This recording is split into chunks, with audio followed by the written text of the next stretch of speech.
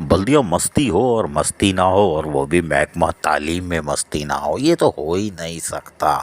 लेकिन अब लग रहा है जैसे जैसे वक्त बदल रहा है, सल्तनत बल्दिया वस्ती में पीर ताहा सलीम का काम लगी हुई हो। जी हाँ, हटी हुई हो, लगी हुई हो। और आने वाले दिनों में यानी हफ्ता 10 दिन में शायद सल्तनत को झटका लगने वाला है, क्योंकि जब ऐसा कुछ होता है तो उसके आसार पहले नजर आते हैं। हम बताते हैं, महकमा तालीम ने एक मस्ती की और एक लेटर निकाला है डायरेक्टर एजुकेशन ने, जो कि 22 तारीख की डेट में यानी 22 मई 2023 में ऑर्डर नंबर है 894।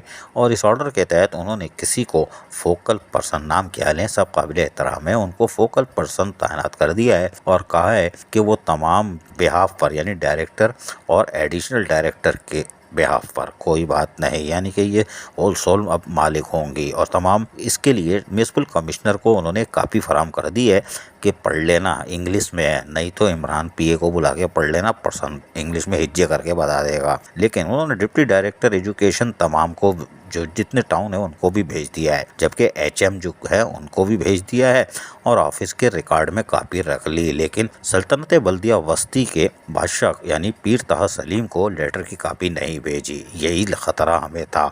और इस लेटर के बाद लग रहा है कि जिस तरह वक्त करवट ले रहा है, शायद महकमा तालीम को अंदाज़ा हो गया है और अब इस तरह के लेटर आ रहे हैं कि डिप्टी कमिश्नर और एडमिनिस्ट्रेटर सिरे से गायब हैं। ये कापी तो उनको भी जानी चाहिए थी, एडमिनिस्ट्रेटर को भी, लेकिन शायद उनको महकमा तालीम से वैसे भी कोई ख़ास दिलचस्पी नहीं है, इसलिए कि वो तो पौधे लगा रहे हैं और घास उगा रहे हैं और मुरीदैन उनके आगे पीछे घूम रहे हैं। लेकिन हमें पता है कि इस लेटर के बाद पीर ताहा सलीम तो शायद ना उछले, लेकिन गद्दी नशी ज़रूर उछलेगा। ओ जी खैर हो आपकी।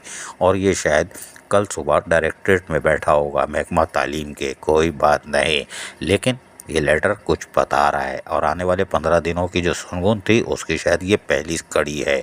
अजीज़ आरिफ, KBS बल्दियाती न्यूज़ कराची। ऐसी ही खूबसूरत वीडियोस फ्यूचर में हासिल करने के लिए रेड बटन पर क्लिक करके और बेल आइकॉन को प्रेस करके हम सबके सब्सक्राइबर बनना मत भूलिए।